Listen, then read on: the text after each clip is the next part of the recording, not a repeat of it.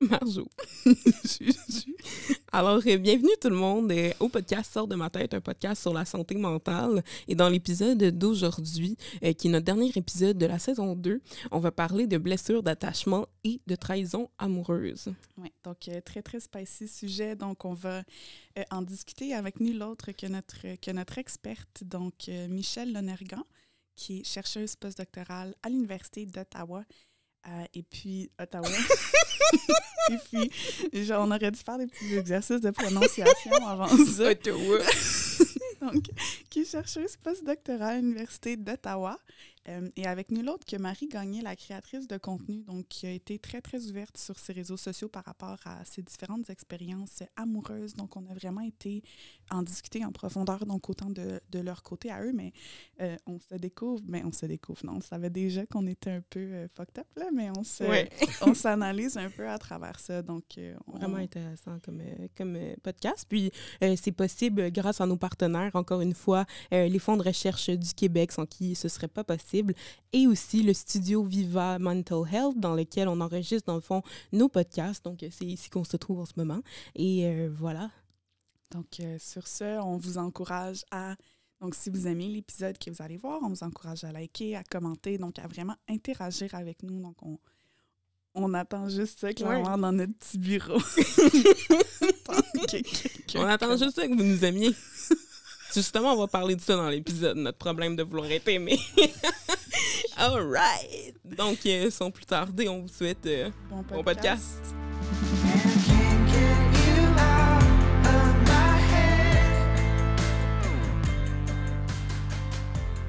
Donc, bienvenue, puis merci d'être avec nous aujourd'hui. Donc, on est super, super excités du sujet du jour. Donc, c'est un sujet, je pense, qui touche pas mal tout le monde, de près ou de loin. On a tous passé par là, donc qu'on l'ait eu infligé ou qu'on l'ait infligé à quelqu'un. Donc, on va parler aujourd'hui de trahison amoureuse. Yes! Et pour parler de ce sujet-là, qu'on est vraiment excités, on a Marie Gagné et Michèle Lonergan. Merci d'être avec nous aujourd'hui. Pour parler justement de ce sujet-là. Et on commence, dans le fond, tous nos podcasts avec une petite anecdote de chacun des invités, justement, pour qu'on se mette tous à l'aise avant d'aller dans le vif du sujet. Donc, est-ce que vous pouvez nous parler un peu de votre premier crush? Votre crush? Oh my God, j'avais pas pensé à ça. Faut commencer. Mon premier crush. Ça remonte à longtemps, hein?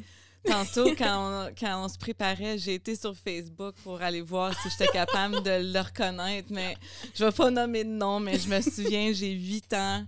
Et puis, je m'en vais au baseball court, au terrain de baseball avec ma meilleure amie. Puis lui était numéro 22 ou quelque chose du genre. Là. Puis j'avais tellement un gros crush, mais jamais, je ne sais même pas s'il se souvient de moi, là, jamais qu'il m'aurait vu dans un line-up. Puis, mon cœur était très brisé quand cette personne ne me reconnaît pas. Elle ne m'a pas reconnue. Mais tu lui as jamais parlé? Mais non, okay. J'avais 8 ans. C'était de loin. De loin, mon gros crush de loin. Mais après ça, c'était les célibataires des années... Pas les célébrités des années 90, là. Jonathan Taylor Thomas et Nick Carter. Brad Pitt? Ah oui, Brad Pitt. J'avais un beau... C'est ça que tu connais des années 90, on connaît mon âge. Ouais. Moi, c'était Brad Pitt in Legends of the Fall qui était sur mon mur. Tu vois, tu connais même pas ça. Moi, je suis comme, I don't know what it is. Bon, OK, je laisse la parole à Marie de son premier crush. J'adore. Ben moi, je pourrais vous parler de mon premier gay crush. Ça arrivait un peu plus tard. C'était comme en 2011-2012. Orange is the New Black Era sur Netflix. Alex Voss, Laura Prepon. Ça me crée des émotions à l'intérieur. Non, mais quelque chose. C'est son énergie. Il y a quelque chose dans son énergie. J'étais comme... Mais voyons, non. Ça a été un peu mon gay awakening, fait que je dirais qu'elle m'a marqué, cette personne-là, je vois ça. Moi, c'est une grosse crush aussi. Puis même, je sais pas si tu connaissais, mais elle était sur That 70 Show. Ouais. Puis moi, je la trouvais encore plus hot dans Orange is the New Black que dans That 70 Show. That 70 Show que j'ai binge-watch après Orange is the New Black, parce que j'étais comme, je veux tout savoir dans quoi elle a joué. Voilà, c'est ça. Et vous, vos crushs?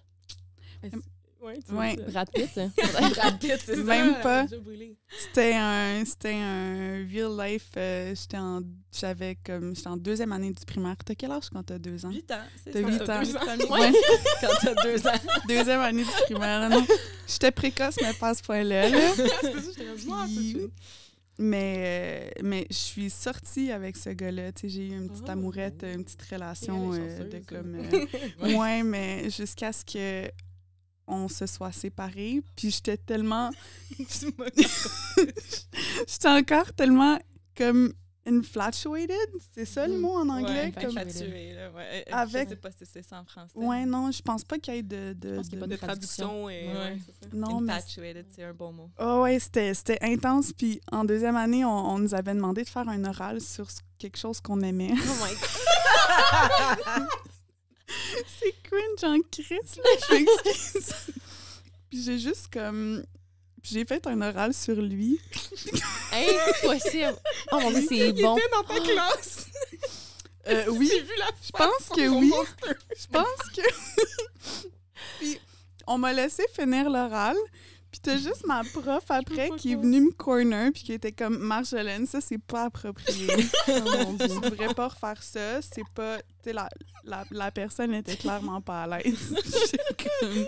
Mais là, tu nous as demandé de faire quelque chose sur quelque chose qu'on aimait. Fait que j'ai fait ça, là. Est-ce que tu as perdu des points? Potentiellement. Je m'en rappelle pas. Ben, ça aurait pas été fait parce que tu as suivi les consignes. Ouais, J'ai c'est suivi les ça. consignes. Rendu là, Mhm. J'ai suivi les consignes. c'est quand même Mais- flatteur, rendu là. Non, quelque ça, chose. c'était cringe. Oui, Ça, of course, c'était quand tu cringe. regardes, mais comme, sûrement quand tu le faisais, c'était comme juste cute, là. Mm. Au moment que tu je le pense faisais? pas. Non? Non. J'ai essayé de la sauver. Non. C'est... m'assume. Non. Je m'assume. OK. Mhm. Penses-tu plus cringe que ça ou... Mais moi, ça c'est un personnage animé, fait que oui, on pourrait dire. Tu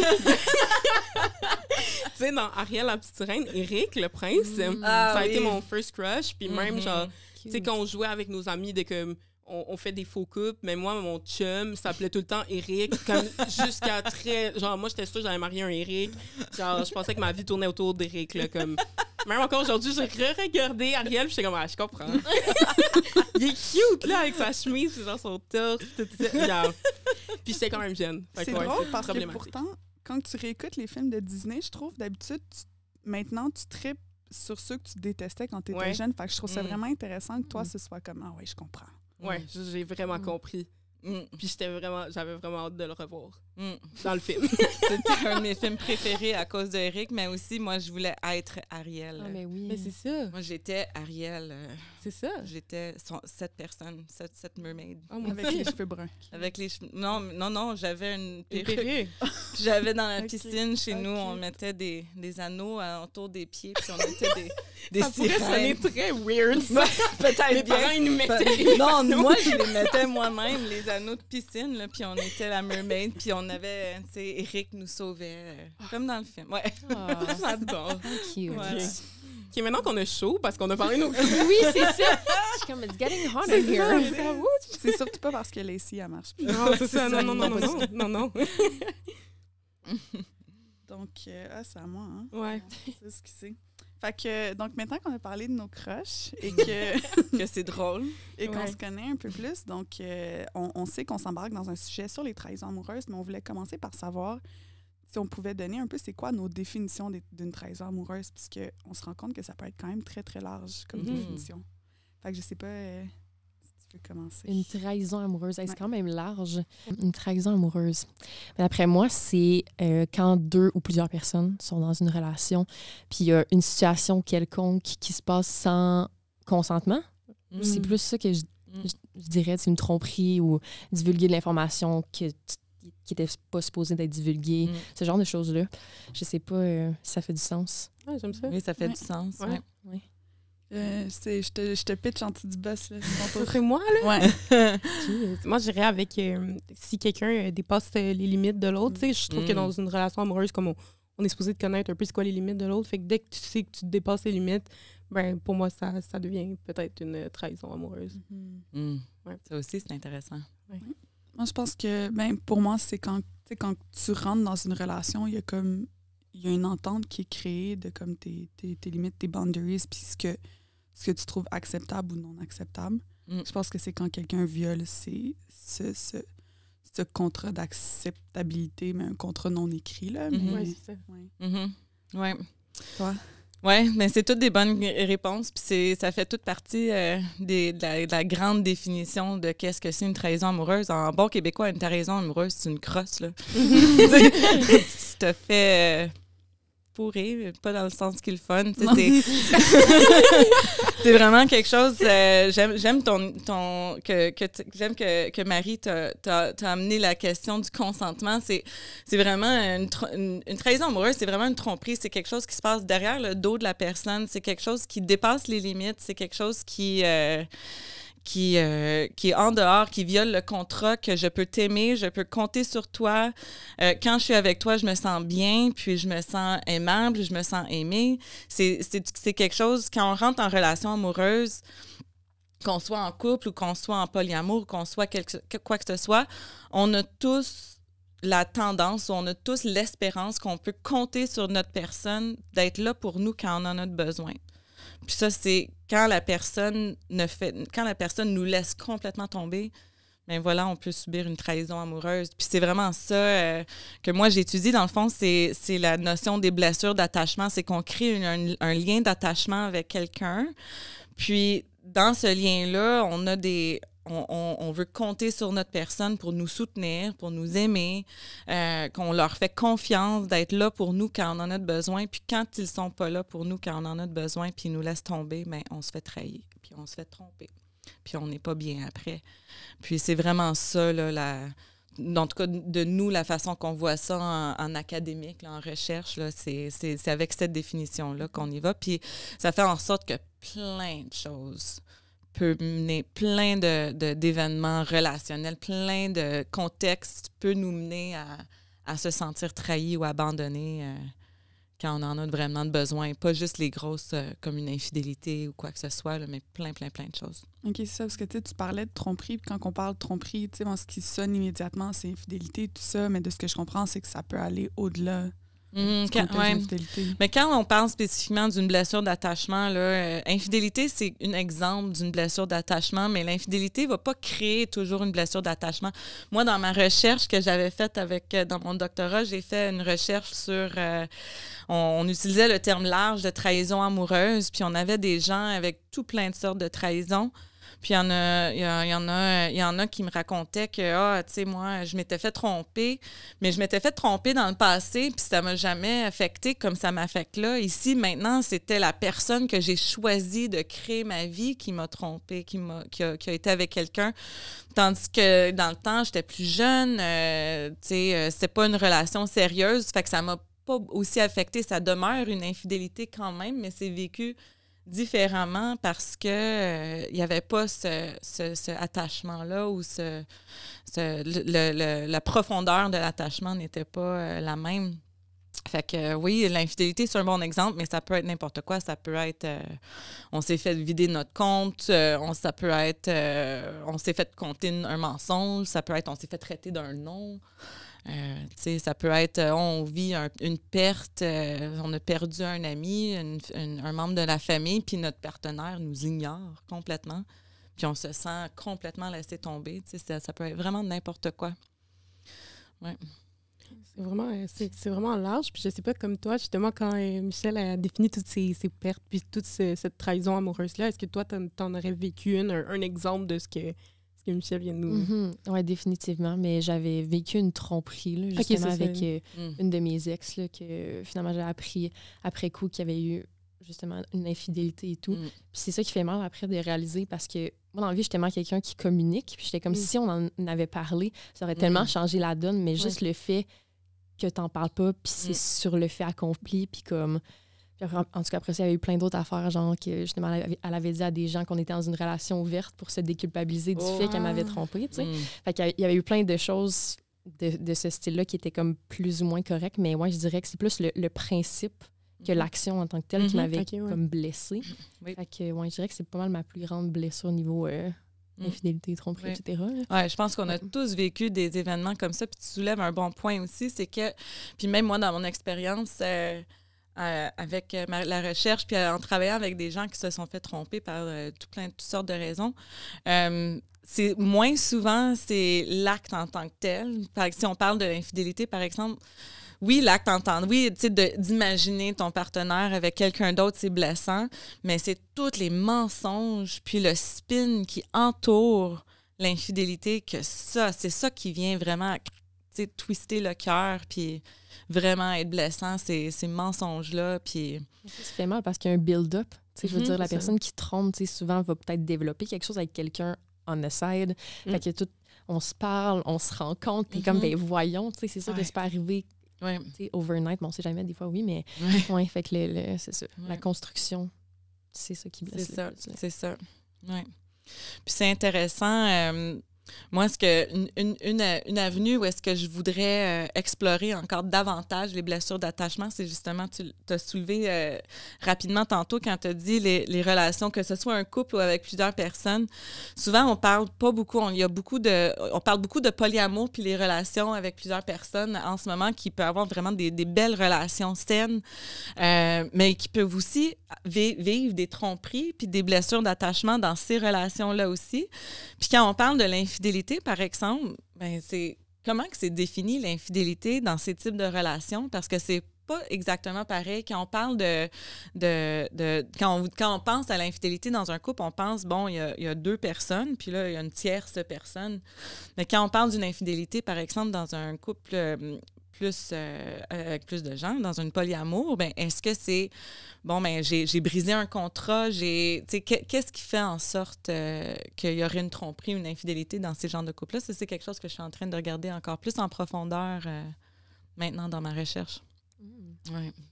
J'ai hâte d'en entendre davantage. Justement, tu parlais du lien d'attachement qu'on se crée avec notre personne là, avec qui on est. Est-ce que ça ressemble au lien d'attachement qu'on se crée avec nos parents quand on est plus jeune? Oui, en fait, oui. Nous, on utilise la théorie de l'attachement pour comprendre les relations avec nos parents, avec nos amis, avec nos partenaires amoureux. Puis, ça provient de la théorie de l'attachement, provient de John Bowlby, là, pour pas aller dans des grands détails plates, mais c'est vraiment lui qui a développé du fait que quand on est né, tous les êtres humains, on a besoin de ce lien social, on a besoin de s'entraider, on a besoin de se soutenir. Et quand on grandit, on a nos figures d'attachement primaires, qui sont nos parents. Puis que c'est nos parents, c'est la manière que nos parents nous soutiennent quand on est en détresse qui va informer sur notre sécurité. Est-ce qu'on se sent aimé? Est-ce qu'on se sent aimable? Est-ce qu'on a confiance aux gens dès le départ? T'sais, ceux qui sont plus anxieux ont plus peur de perdre leurs proches, tandis que ceux qui sont plus évitants, ils ont plus de misère à se rapprocher des autres. Fait que quand on est adulte, ça peut créer des relations... conflit, là, tu sais, poursuivre. Il y a un qui poursuit, il y en a un autre qui se retire, puis tout ça. Puis on amène son style d'attachement, c'est un peu vieux comme terme, mais c'est un terme qui est compris. On utilise cette orientation de l'attachement dans nos relations amoureuses, mais ça veut pas dire, par exemple, on peut se sentir sécurisé dans une relation et non dans une autre. Là. Ça dépend beaucoup aussi sur comment la personne nous supporte et nous fait sentir et tout ça. Fait que ça peut, oui, on a des tendances, mais ça peut beaucoup changer selon la relation qu'on a. Puis oui, nos tendances sont informées par nos relations avec nos parents, mais dépendamment sur qui on tombe là, dans notre vie adulte, là, ça peut changer aussi. Fait que, mettons, avec tout ça, avec justement le fait, la théorie de l'attachement, le fait que ça peut changer d'une personne à l'autre, puis tout ce qui est blessure d'attachement, comment est-ce que tout ça, ça explique ou comment est-ce que ça chamboule ou déboule dans ce qu'on considère comme des relations toxiques? Oui, mais une relation toxique, ça peut être toxique de tout plein de différentes manières. Ça peut être toxique juste parce qu'il y a le manque de communication que, comme Marie elle a mentionné tantôt, les mensonges, constructions, tu sais, de l'exemple que tu as donné de se déculpabiliser en racontant une histoire différente que la réalité, tu sais, ça, c'est pas bien, là, c'est toxique. Puis ça peut aller d'un extrême aussi où est-ce qu'il y a vraiment de la violence psychologique ou physique ou même sexuelle. Fait que c'est vraiment des relations toxiques. Nous, on voit ça... bon, c'est peut-être des mots techniques, là, mais on voit ça, c'est des besoins d'attachement non comblés. Fait que, dans le fond, tout le monde, on a des besoins d'attachement. Nos besoins d'attachement sont d'être aimé, d'être respecté, de se sentir soutenu, puis de faire confiance avec qui on est. Puis on a ces besoins fondamentaux-là. Et quand ces besoins ne sont pas adressés, sont pas ne sont pas comblés, bien là, on peut réagir en utilisant des stratégies qui ne sont pas nécessairement optimales pour essayer de combler ces besoins-là. Puis l'autre aussi, si notre partenaire aussi a des besoins non comblés, puis ils ne savent pas c'est quoi, ils ne sont pas capables de les identifier ou ont plein de bébites, des problématiques de santé mentale ou quoi que ce soit, mais ça fait en sorte que toutes les deux sont en train de... Ils utilisent des stratégies comme par exemple s'accrocher, nagging, s'accrocher à l'autre, des persistants. Où est-ce que tu étais cette nuit? Où est-ce que tu étais cette nuit? De façon persistante. Ça, c'est parce que j'ai besoin... J'ai besoin de quelque chose. Il y a un besoin d'attachement que j'ai, mais que c'est pas comblé. Puis la façon que j'ai pour essayer de le combler, mais ça marche pas tant que ça. C'est pas si bien. Fait que ça crée un cercle problématique. Là. Puis comment est-ce que tu te... Est-ce que, en fait, premièrement, est-ce que tu as déjà été dans une relation qu'avec du recul, tu considérais toxique? Puis comment est-ce que tu t'en es rendu compte? Ah oui, 100%. Vraiment. Mais... Tu sais, des fois, mais en tout cas, corrige-moi si j'ai tort, mais des fois, je pense qu'il y a comme deux personnes, c'est des bonnes personnes, mais ensemble, ça marche juste vraiment pas. Oui. Il y a comme un conflit de valeurs où tu n'as tellement pas la même perception de ce qu'une relation devrait être, puis ça crée de la toxicité. J'ai l'impression que c'est un peu dans ce que j'étais. Les deux, on se comprenait juste fucking pas. Ouais. Ça marchait pas pantoute, puis on se draguait beaucoup, là. Ouais. Puis aussi, c'est ça, une de mes anciennes partenaires, justement, avait beaucoup de problèmes de santé mentale, puis ça m'a énormément affectée, fait que ça m'a vraiment tirée vers le bas. Ça a été la période de ma vie la plus sombre parce que je voulais tellement aussi... Tu sais, quand t'aimes quelqu'un, tu veux tellement être là pour elle, t'as envie de la sauver, mais en même temps aussi, si quelqu'un veut pas s'aider, tu sais, ça marchera pas. Mais tu sais, je suis beaucoup dans le... C'est ça parce que ma psychologue me disait que j'étais beaucoup dans l'abnégation. Ah oui? Fait que c'est ça. Donc, je donnais beaucoup, des fois sans me faire des self-check-in, tu sais. Ouais. Fait que, mais tu sais, c'était autant toxique de ma part, c'est dégueulasse de faire ça, en fait, à soi-même, là, de comme un peu s'oublier là-dedans. Fait que, ouais, je m'en suis rendu compte juste parce que je filais pas du tout, là. Tu sais, je veux dire, ma santé mentale en a pris une méchante sortie, là. Tu sais, je veux dire, j'ai commencé une dépression, puis c'était vraiment, vraiment intense. C'est juste parce que ma santé générale, ça fonctionnait plus. Fait que mon corps m'envoyait des signaux de comme, hey, c'est peut-être le temps que tu sortes de là, tu sais. Fait que, ouais. Ouais. Ouais, tu soulèves un autre bon point aussi. Moi aussi, ça m'est déjà arrivé quand j'étais plus jeune, une de mes plus premières relations, là, j'allais pas bien. Moi, personnellement, j'allais pas bien. J'avais vraiment une grande anxiété. Puis ça draguait la personne avec qui j'étais dans le temps aussi. Puis ça créait en soi une certaine degré de toxicité. C'était pas une relation malsaine en tant que telle. On n'était pas méchants l'un vers l'autre. Il n'y avait pas de violence. Il n'y avait pas rien de ça. Mais c'était juste une relation où est-ce que toutes les deux, on se ramenait vers le bas au lieu de se surmonter. Puis finalement, en fait, la relation, il n'y avait pas eu de trahison ou de blessure nécessairement dans cette relation-là, mais il y avait cette espèce de toxicité, on pourrait dire, qui a fait en sorte que la relation n'a pas duré. Là. On a dû se laisser parce que c'était juste... Puis ça, c'était juste à cause... à cause de moi, c'était pas... Je veux pas me blâmer, mais juste en disant que ce que moi, je vivais, c'était difficile pour la personne aussi à me soutenir là-dedans, fait que ça marchait pas. Je trouve ça fou des fois de réaliser que comme faut vraiment se rendre à un certain extrême avant de prendre conscience de l'impact que ça a sur nous-mêmes. C'est un peu comme tu disais, comme tu donnes, tu veux vraiment que l'autre personne se sente supportée, mais ça te prend une méchante claque sa gueule pour réaliser que toi aussi, là-dedans, tu as besoin d'aide. On dirait que j'arrive pas à comprendre ton point de vue personnel que professionnel. Pourquoi est-ce que on va être aussi sensible envers les autres surtout ceux qu'on aime, puis comment ils se sentent, mais si peu sensibles envers ce que nous, on a besoin, puis comment combler ça. Our own worst critics. Oui, c'est ça. On a tendance, en étant être humain, là, d'être très dur sur nous-mêmes, surtout en tant que femme. Là. Je vais dire. C'est ça. Ouais. Parce qu'en aidant l'autre, ben, moi, personnellement, ce qui est pas bien non plus, mais en aidant l'autre, je me sens mieux aussi. Fait que je me dis comme, si je reste dans ça puis que je suis capable de faire sentir l'autre personne mieux, ben ça me fait sentir mieux aussi. Mais tu sais, c'est pas nécessairement la bonne façon de penser, mais c'est peut-être une des raisons pour lesquelles on voit quand même ça souvent, genre des gens qui restent parce qu'ils... En tout cas, moi, comme si je suis capable de faire sentir mieux quelqu'un, tu sais, je suis en psycho, là, fait que ça je suis biaisée, là, mais tu sais, si je sais que la personne va mieux, ben je vais mettre toutes mes énergies là-dessus, puis je vais me sentir mieux après. C'est juste qu'à un moment donné, si tu vois que la personne ne va pas mieux, ben c'est là le point de se poser puis de regarder est-ce que moi, finalement, est-ce que je vais bien puis comment je peux m'aider moi-même. Mais moi, je me rends jamais à ce point-là. Mais c'est bien. Ouais.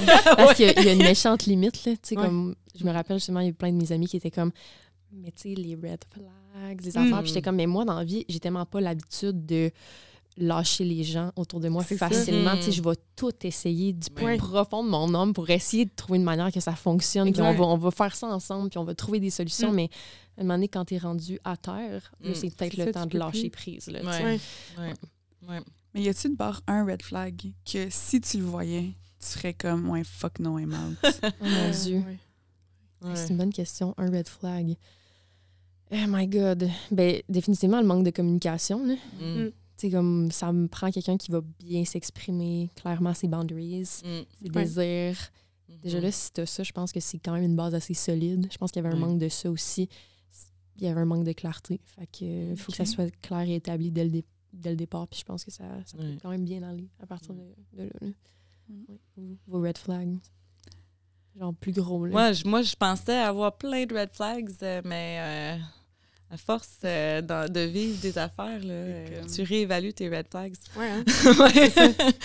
Ouais, mais il y a des affaires qui sont, je sais pas...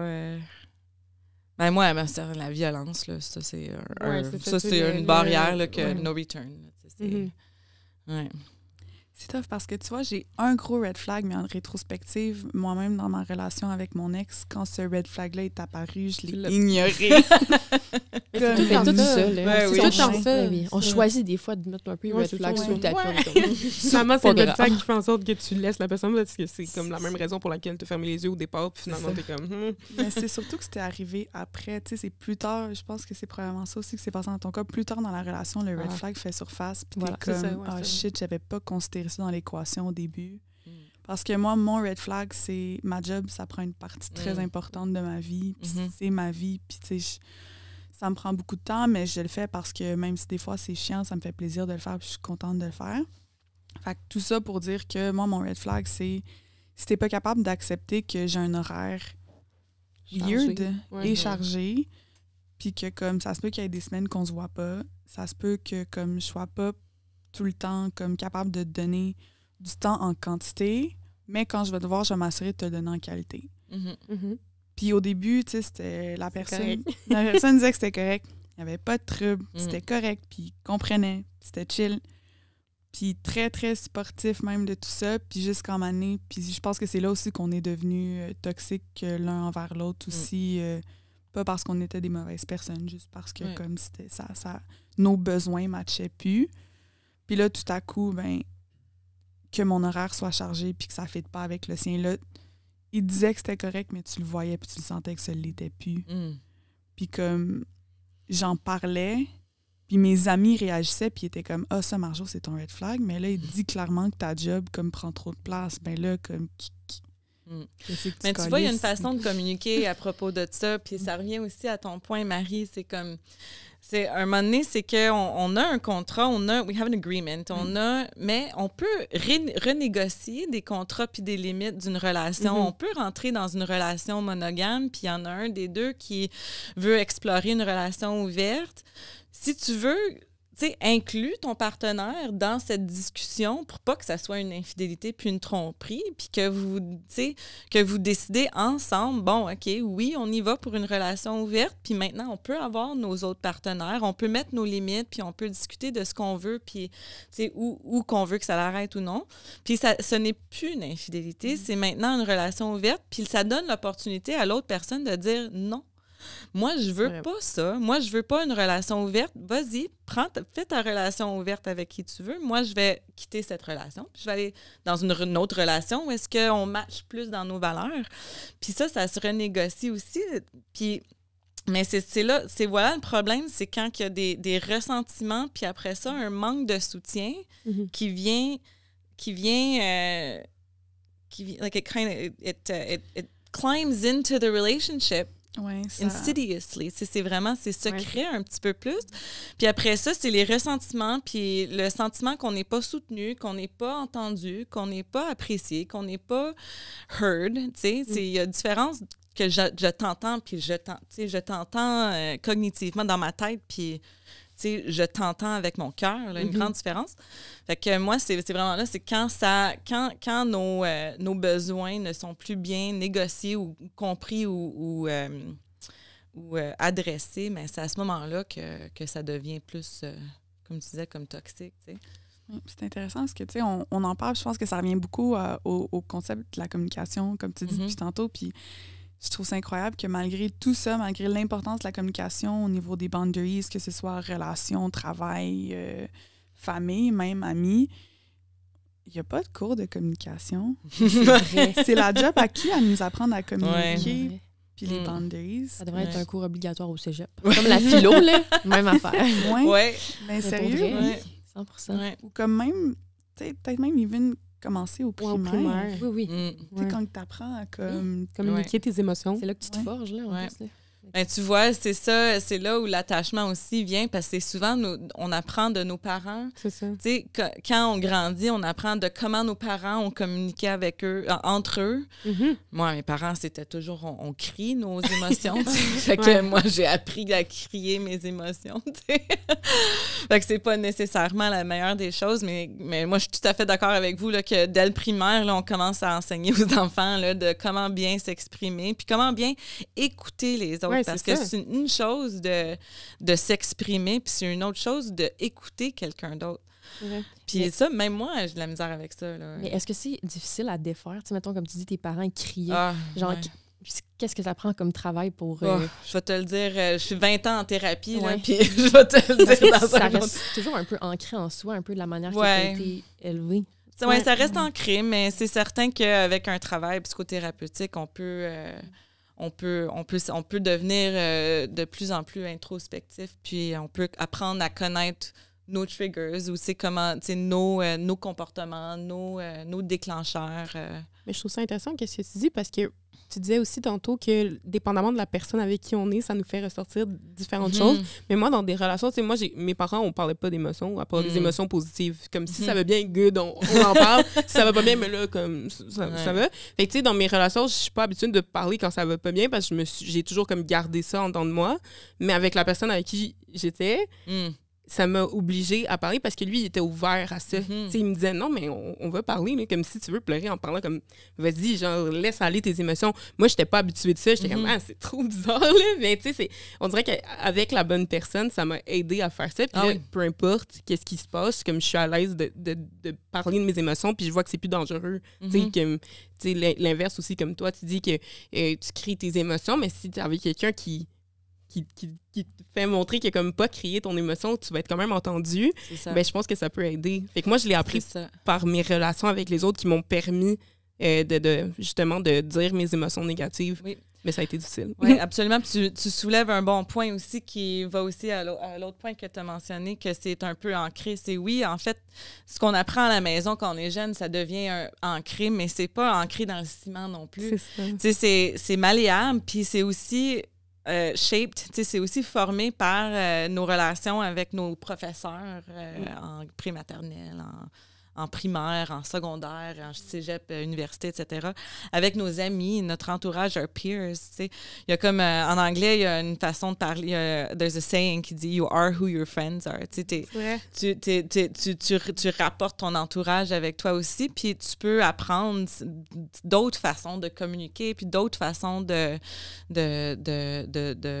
tes besoins sont comblés avec tes autres liens d'attachement. Mm-hmm. Oui, il y en a des primaires, nos parents, parce qu'ils they take care of us, ils nous font grandir, mais on a d'autres liens d'attachement très importants dans nos vies aussi qui peuvent aider à faire en sorte que ce qu'on apprend quand on est jeune devient un petit peu plus malléable aussi. Puis si on a moi, je suis très advocate là, pour un soutien thérapeutique. Là. Moi, fait 20 ans que je vois ma thérapeute, puis j'ai pas l'intention d'arrêter bientôt. Là. Moi, c'est comme une autre personne avec qui je jase une fois par semaine, ou même une fois ou 2 semaines, là, c'est mon heure à moi que je jase de moi, puis c'est mi, tu sais, ça fait du bien.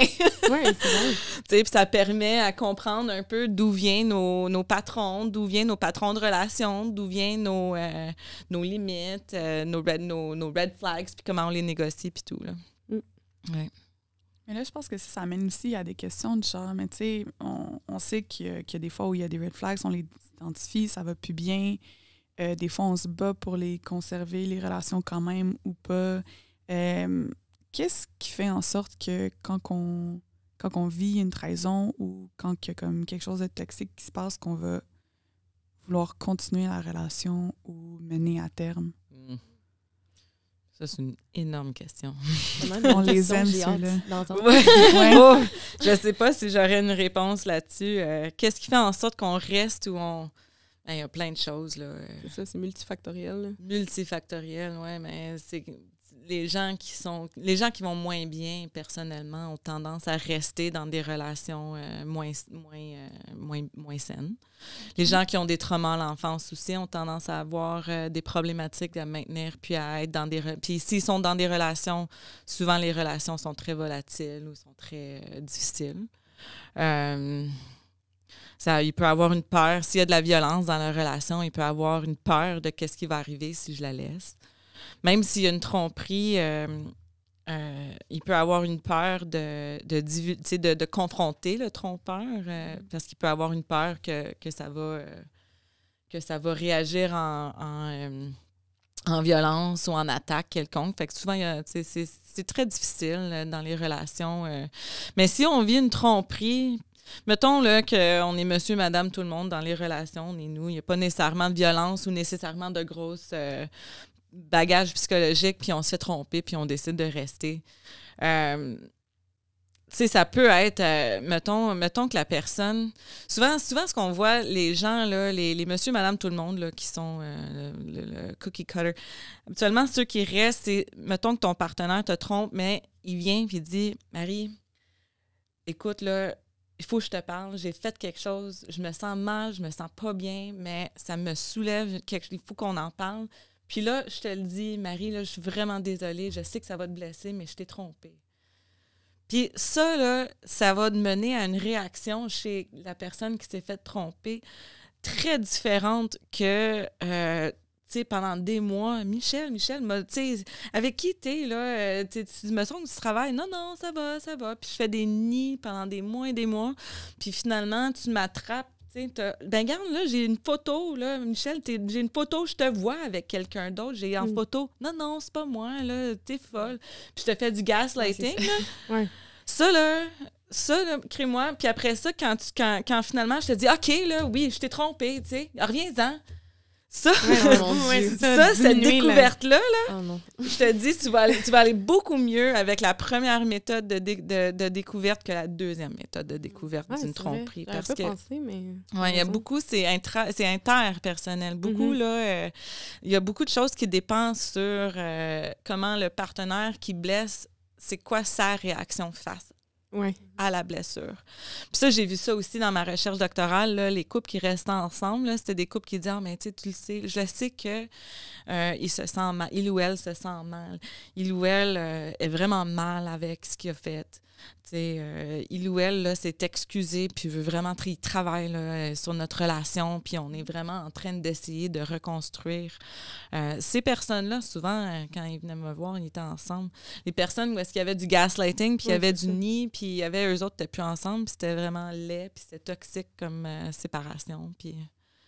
fait que ça dépend beaucoup sur le comportement de la personne qui blesse. Là, parce que des fois, on peut vivre une blessure d'attachement, là, on peut la vivre de façon traumatique. Ça peut être vraiment un gros trauma, puis ça peut nous mener à avoir des symptômes, des pensées qui... Tu n'es pas capable de les sortir de ta tête. Tu vois ça partout. Tu évites plein de choses. Tu évites tel restaurant parce que ça t'a pensé. Tu évites telle bouteille de vin parce que ça t'a pensé. Tu évites... oh mon Dieu! Pire cauchemar! Pire cauchemar.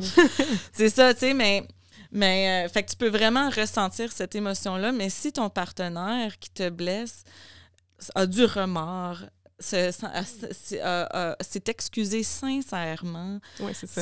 Puis il veut reconstruire la relation avec toi, que ce soit ensemble, qu'on reste ensemble ou qu'on renégocie the boundaries, les limites de la relation, que ce soit, mais qu'on le fasse ensemble, qu'on le fait à deux, puis qu'on est honnête, puis qu'on est respectueux, puis qu'on démontre de l'empathie. Bien ça, souvent, quand on a ce type de contexte, on va un petit peu mieux là, après une grosse trahison, mais je te dirais, c'est pas la norme. C'est l'idéal. Mais tout est vraiment dans la manière, là, comme tu dis. Là. Oui. Personnellement, j'ai quand même le pardon facile quand t'assumes. Mais comme assume. Qu'est-ce qu'il y a de wrong à être comme, hey, c'est quoi, I fucked up. Genre, j'ai été une merde. Mais parfait, parlons-en. Genre, mais de juste nier puis d'être, comme tu disais tantôt, non, j'ai pas fait ça, non. Il y a rien qui m'insulte plus que ça, genre.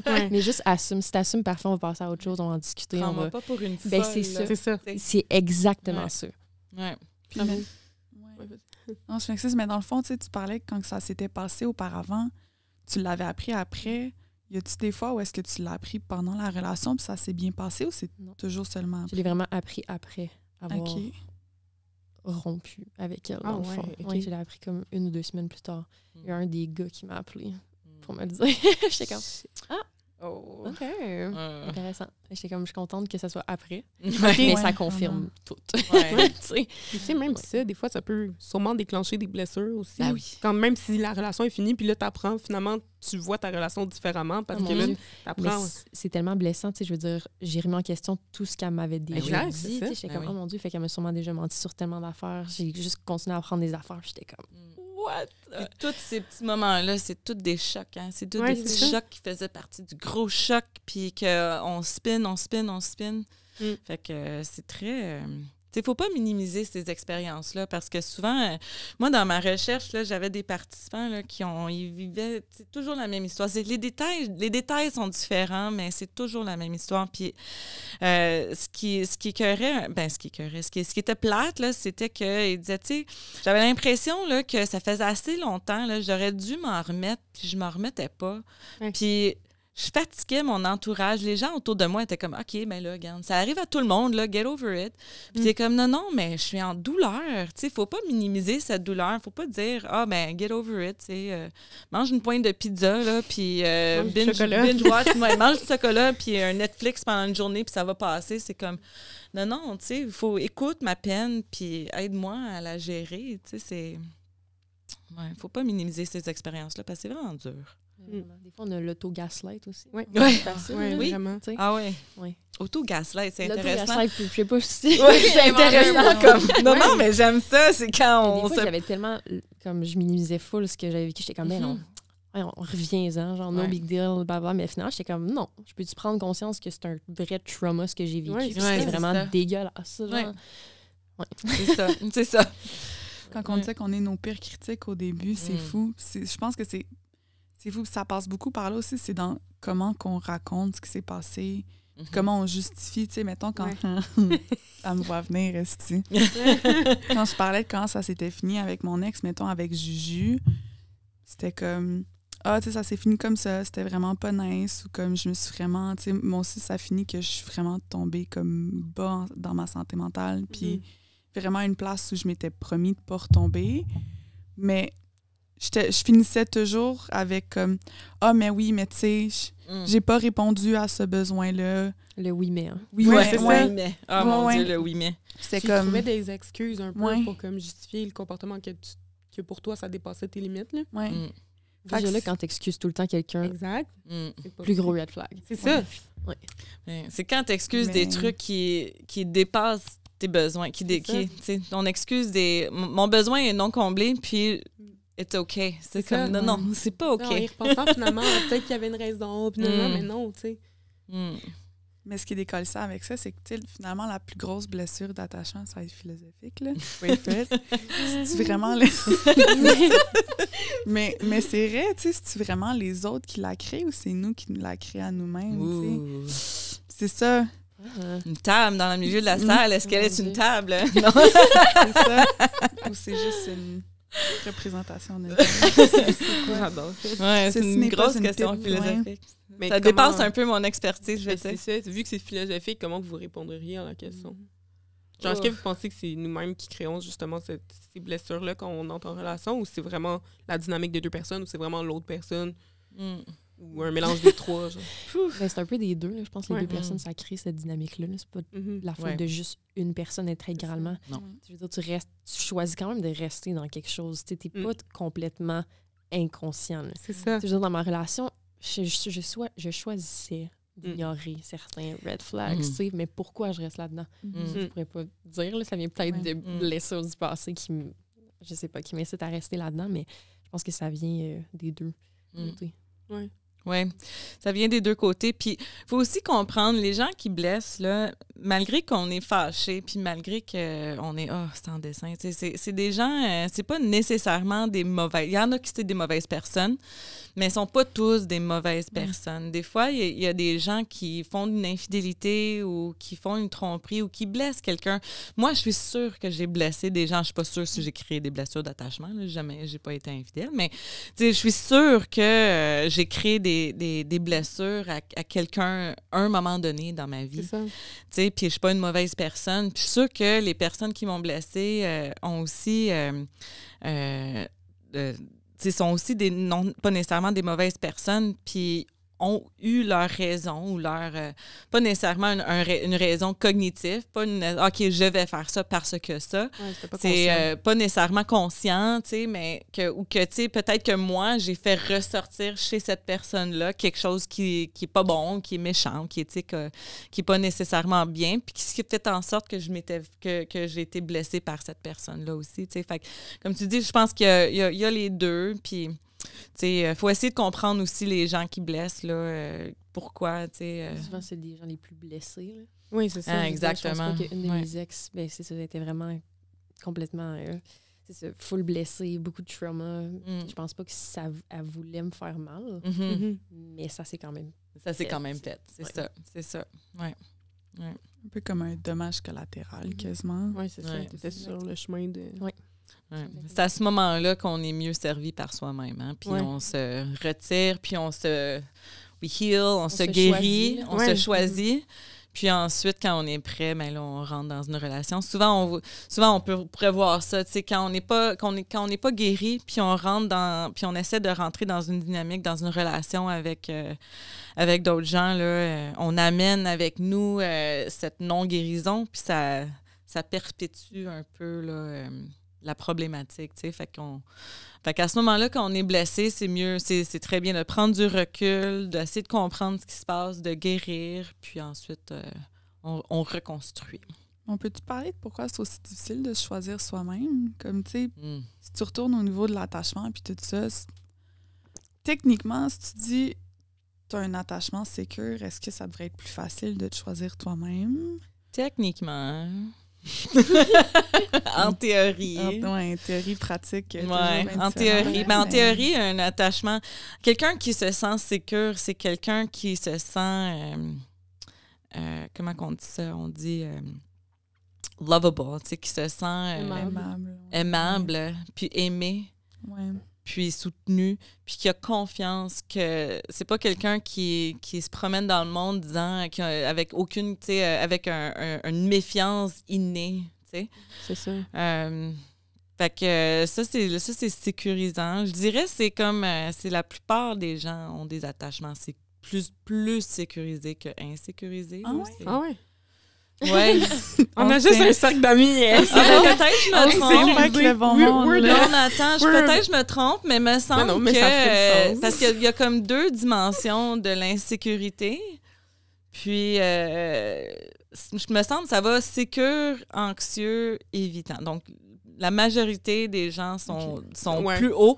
Mais c'est des dimensions, hein? C'est pas je suis sécure ou pas sécure. C'est j'ai tendance à être sécure ou j'ai tendance... Ça va sur des curves, c'est des courbes normales, là.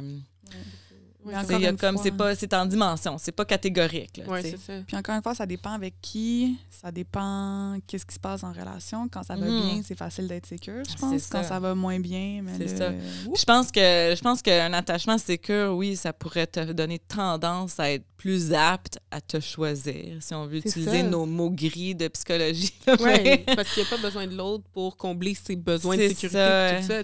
Il sait capable mieux de t'autoréguler. Puis que l'autre personne, c'est plus une addition dans sa relation qu'un besoin, alors que, tu sais, comme si t'es anxieux, ben comme l'autre peut devenir rapidement ton besoin. Ou une menace qui va te laisser, t'es trop préoccupé avec la possibilité que cette personne-là va t'abandonner. Excuse-moi, ou te laisser ou te blesser. Mais pourquoi c'est dur de se choisir?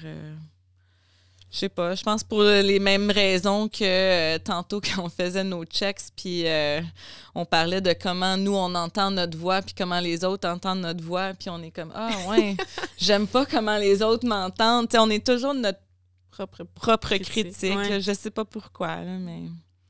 Je pense qu'il y a plusieurs raisons aussi. Là. Surtout en étant femme, on est très on se critique. Puis ça, on va s'entendre, là, c'est des centaines d'années de problématiques envers les femmes. Là. Ça date pas d'hier. C'est ça. C'est ça. Donc, une grande question encore. Et vous, est-ce que vous connaissez votre type d'attachement comme en relation? Est-ce que vous savez vous êtes quoi? Est-ce que vous êtes sécurisant? Moi, I'd like to think I'm secure. Je sais pas, j'ai tendance à être anxieuse, on dirait, Mais ça, moi, j'ai une personnalité extrêmement anxieuse dans la vie en général, mais en relation, je suis quand même relativement sécure. Okay. Je viens tellement... Honnêtement, j'ai pas vraiment de trauma familial. Genre, je suis tellement chanceuse parce que je sais que c'est...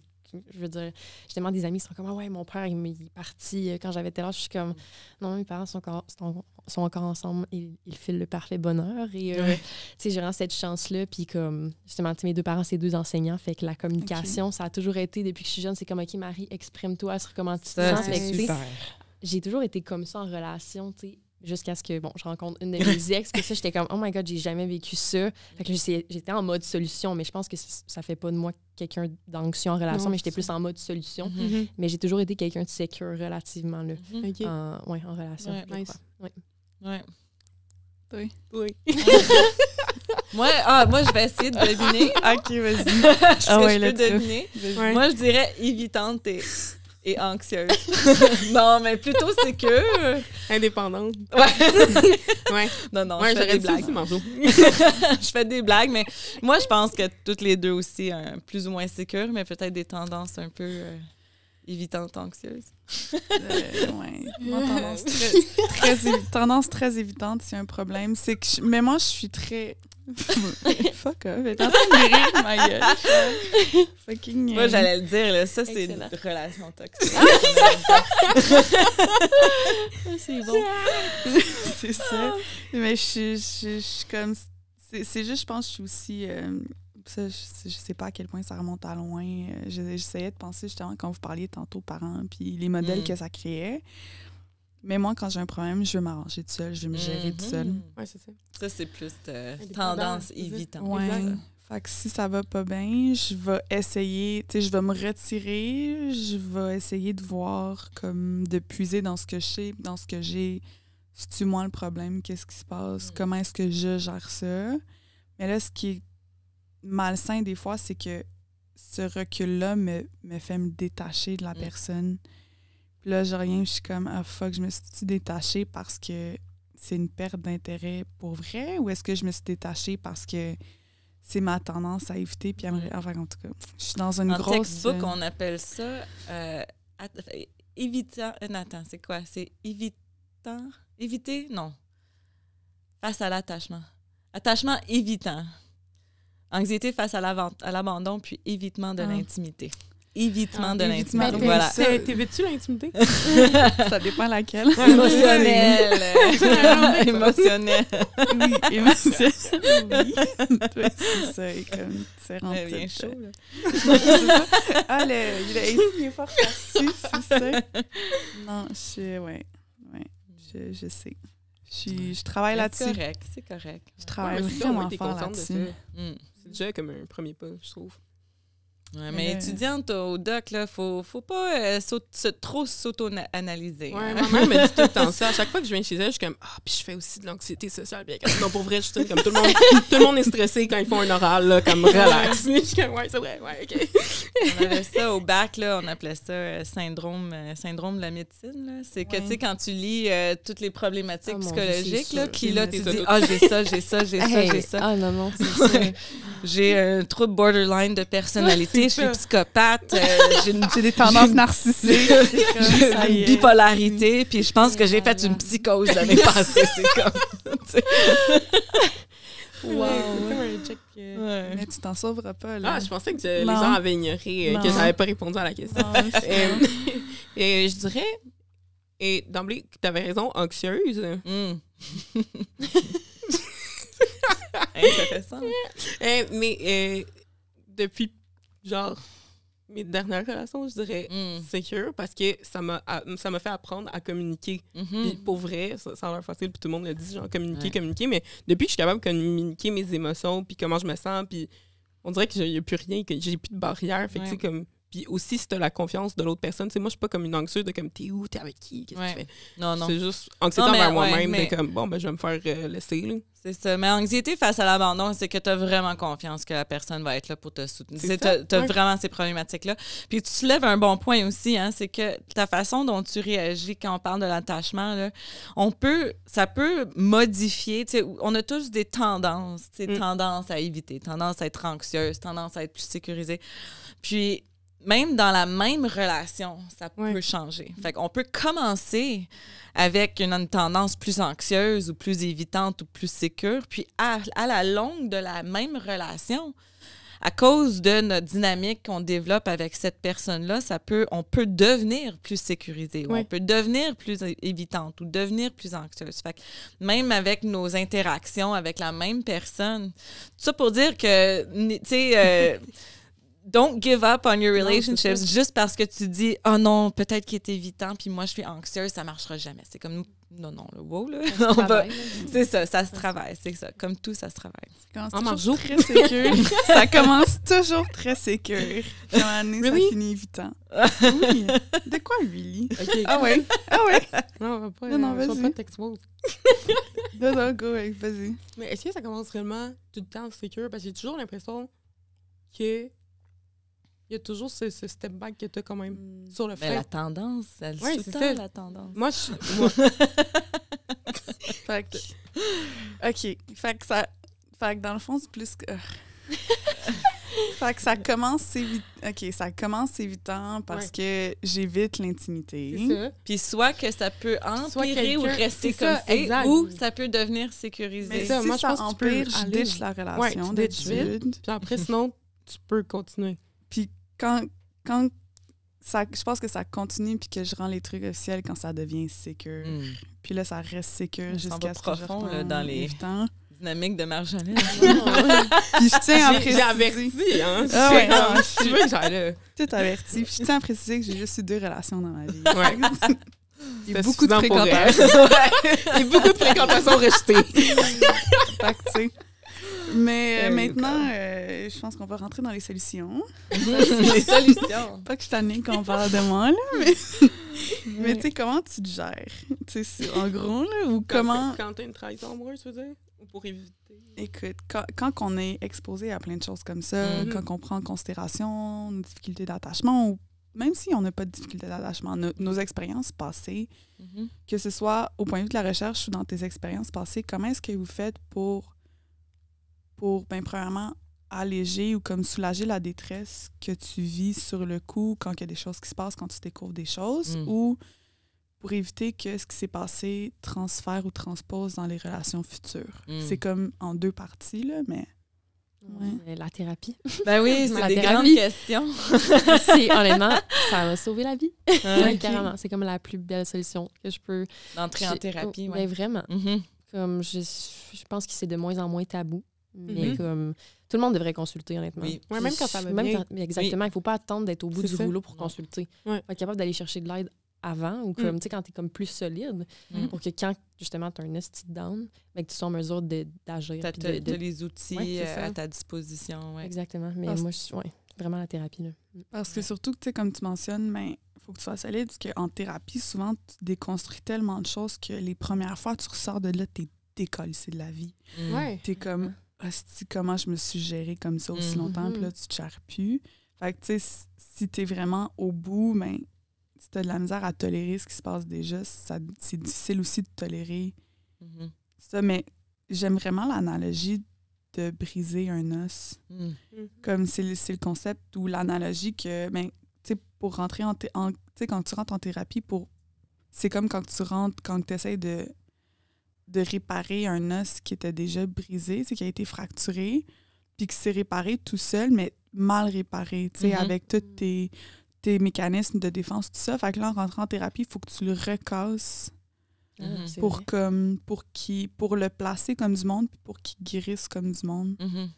Fait que c'est douloureux un peu, là, mais... Oui, j'adore cette analyse. Oui. Oui, non, c'est vraiment bien. Mais moi, je suis tout à fait d'accord que les grandes solutions... Je sais qu'il y a des gens qui se gèrent tout seuls. Suite à des trahisons, là, il y en a qui consultent pas. Je pense que moi, je pense que la thérapie devrait être vraiment mandatory. Ça devrait être... mais on peut pas faire ça, là, mais je pense aussi qu'on peut vraiment bénéficier avec ça. Je pense que quand on subit spécifiquement une trahison... Je pense qu'on peut soit décider si on reste en relation, si on décide d'essayer de réparer la relation. Au moins, de dire on reste, on se sépare, c'est peut-être trop noir et blanc. Mais au moins de s'essayer de se reconstruire, on peut rentrer en thérapie de couple. Ce qui est très, très bien, puis qui s'ouvre maintenant les stratégies de la thérapie de couple qui sont vraiment basées sur l'émotion, sont basées sur les besoins.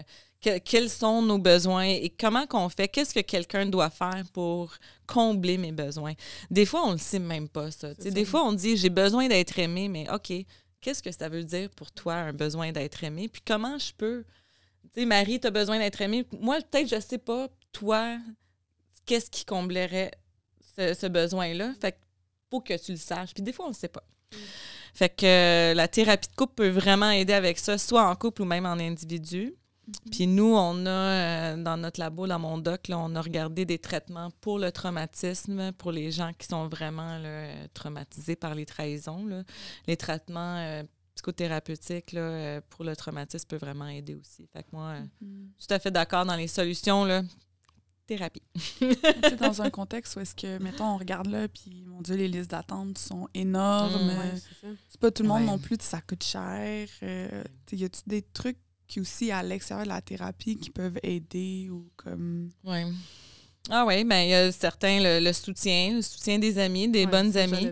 Quand on vit une trahison, par exemple, des fois, il faut faire attention à qui on se confie parce que ça peut nous retomber sur le dos là, ou sur le nez. Là, si, mettons, on confie à quelqu'un, puis finalement, on décide de rester dans la relation, puis là, la personne nous critique ou ils sont pas comment tu peux faire ça? J'en reviens pas, puis on se sent confus et mal. Fait qu'il faut faire attention avec qui on fait nos partages, là, qu'on les fasse confiance, que ce soit des proches, puis qu'on sait qu'ils nous soutiennent, là, peu importe notre décision, puis sont là pour nous écouter.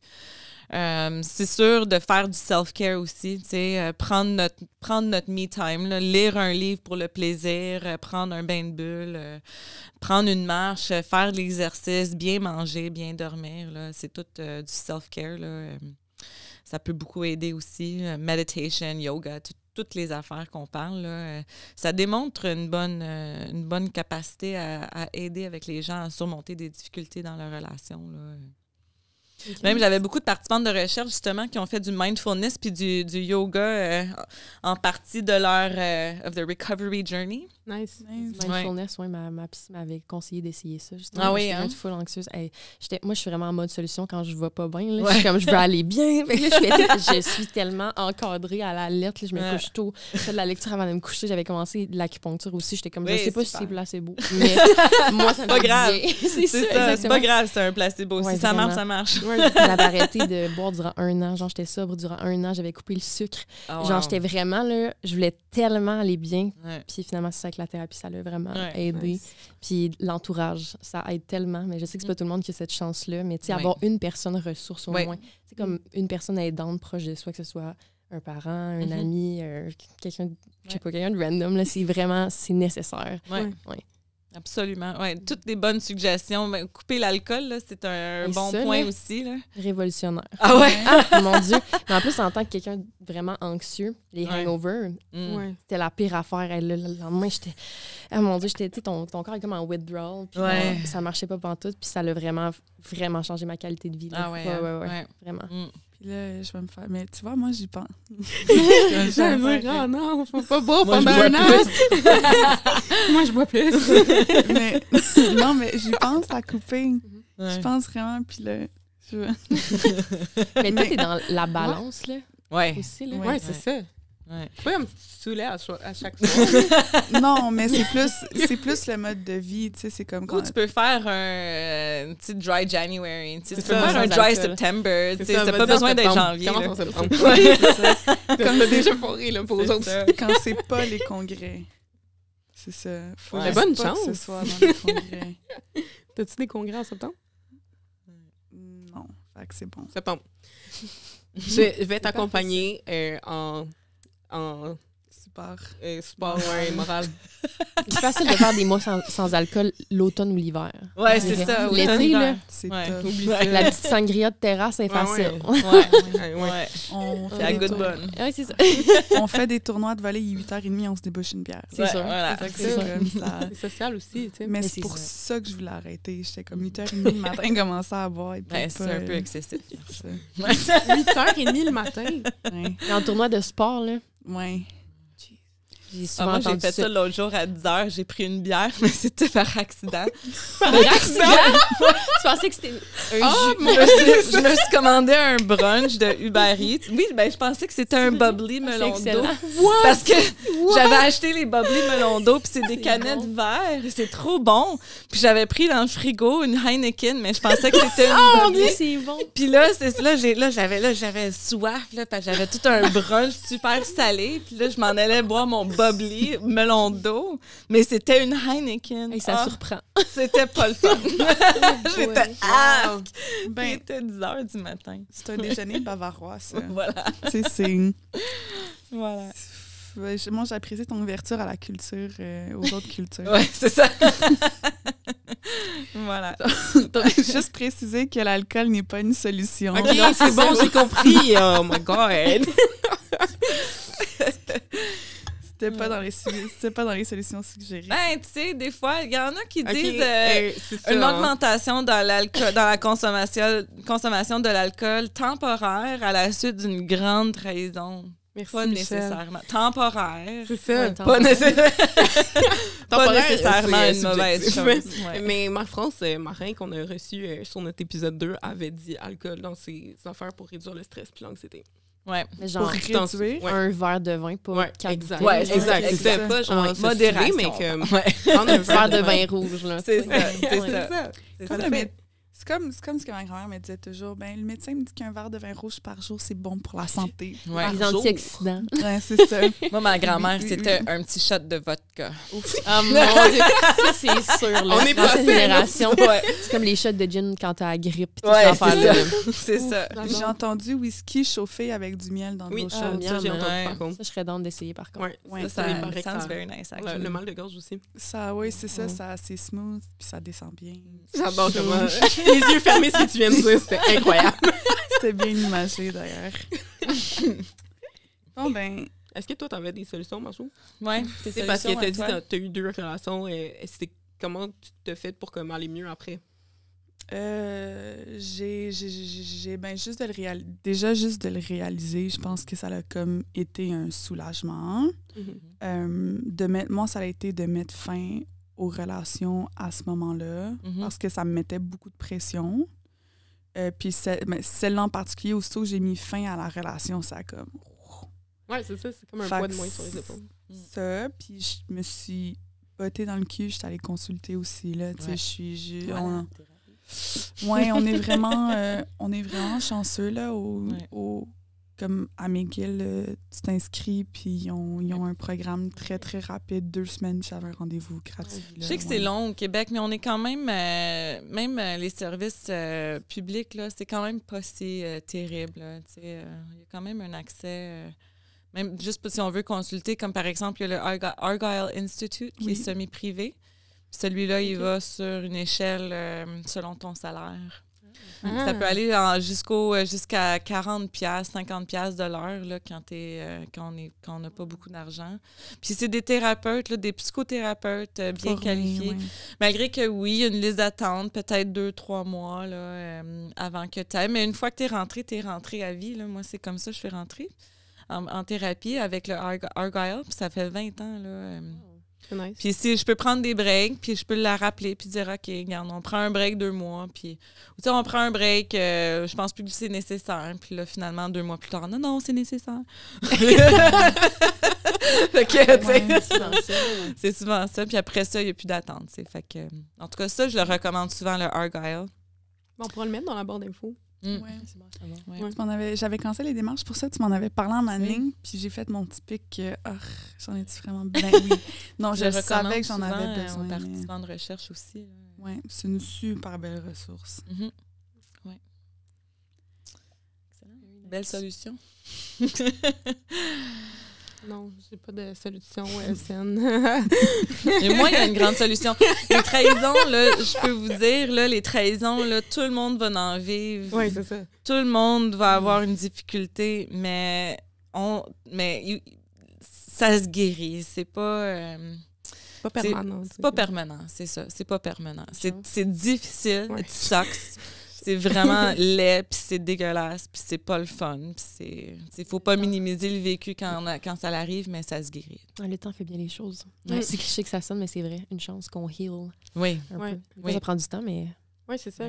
Mais il faut se laisser le temps, dans le fond. C'est ça. Puis pas se comparer. Là. Des fois, il y a du monde qui s'en remet en 2 semaines. Il y en a que ça peut prendre des mois, puis regarde, c'est bien correct. Là. Chaque relation, chaque personne est différente. Yes. Je pense que c'est des beaux mots pour clore la discussion et le podcast. Donc, merci beaucoup d'avoir accepté de prendre part à cette discussion-là avec nous. Là. Donc, merci. C'était vraiment bien. Tellement, vous toutes. C'était tellement intéressant. Vous êtes toutes fascinantes. J'ai adoré. Vraiment, c'était cool. On te renvoie le compliment. C'était vraiment nice. Puis, si on veut vous suivre tes travaux de recherche, suivre tes réseaux, qu'est-ce que tu fais justement sur tes plateformes, où est-ce qu'on peut aller? Oh, moi, je suis pas très active. Nous, on a notre page Facebook du laboratoire de recherche sur le couple à l'Université d'Ottawa. Fait qu'on peut nous retrouver sur Facebook. On est en cours de la développer. Fait que on a quelques gens qui nous suivent. Puis moi, j'essaie de plus en plus là, de parler avec vous. Là, on essaie d'organiser des cafés scientifiques, des séances infographiques, des affaires de même. Fait que nous, on est sur Facebook. Ouais. OK, cool. Ouais. Moi, je suis un peu partout. Là. Je dirais YouTube, Instagram, TikTok. C'est mon nom, Marie Gagné ou ma.gagné. Sinon, j'ai mon podcast aussi qui s'appelle Rainbows and Orgasms, qui est un podcast sur la sexualité et la queerness. Donc, LGBTQ+, etc. Fait que, voilà. Excellent. I'm gonna check it out. Yes. Merci beaucoup. Merci à vous.